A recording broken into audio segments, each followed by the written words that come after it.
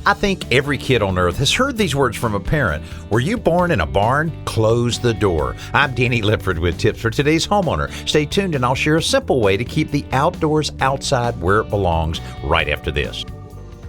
Temperatures are warming up, but we're making it easy for you to chill out with our Today's Homeowner Beat the Heat giveaway.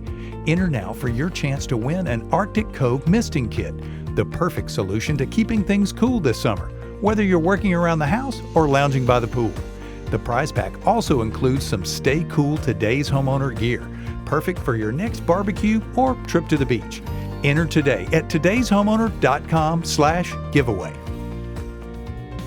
I know a lot of kids, and to be honest, a few adults too, that have a hard time remembering to close the door behind them. But if you have a gap under your door, that can be just as big a problem.